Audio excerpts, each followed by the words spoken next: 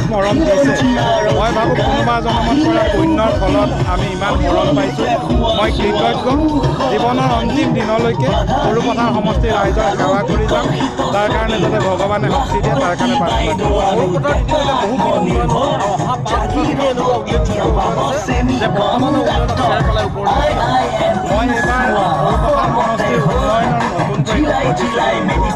যোৱা 5 বছৰত যিখিনি উন্নয়ন হ'ল সেই উন্নয়নৰ সম্পৰ্কত যদি জনসাধাৰণ সন্তুষ্ট হৈছে তেতিয়া নিশ্চিতভাৱে আমাক সমৰ্থন কৰিব মাত্ৰ এটাই কথা কওঁ 5 বছৰত যিমান কাম হ'ল অহা 5 বছৰত তাৰ 4 গুণ কাম হ'ব আমি ৰাইজৰ কাৰণে সদায় দায়বদ্ধ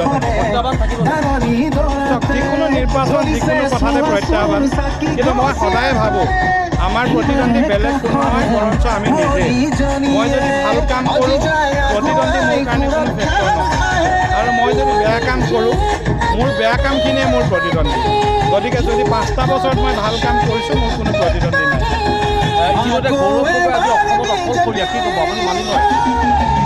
গৌৰৱ গগৈ আচলতে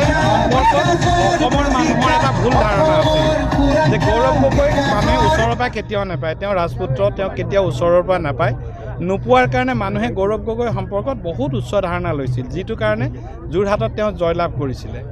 কলিয়াবৰত জয়লাভ কৰোঁতে তেওঁ মিয়াৰ ভোটেৰে জয়লাভ কৰিছিলে যেতিয়া মিয়াৰ ভোট কমি গ'ল আৰু তেওঁৰ প্ৰকৃত স্বৰূপটো কাজিৰঙা সমষ্টিৰ মানুহে গম পালে তেতিয়া তেওঁ কাজিৰঙাৰ পৰা যোৰহাটলৈ পলায়ন কৰিলে অথচ ইয়াৰ মানুহক কাকো এবাৰ বিদায় লৈ নক'লে যে মই যোৰহাটলৈ যাম যোৰহাটত তেওঁ এটা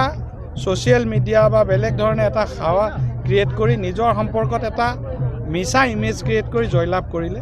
যোৱা 2টা বছৰত গৌৰৱ গগৈ আচলতে কিমানৰ মানুহ যোৰহাটবাসীয়েও গম পাইছে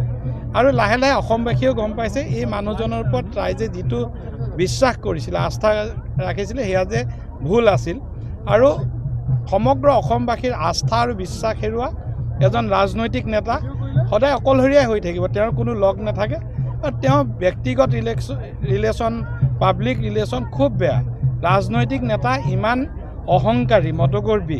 আৰু ৰাজপুত্ৰৰ আচৰণ ল'লে তেওঁ এঘৰীয়া হোৱাটো স্বাভাৱিক হয় ইতিমধ্যে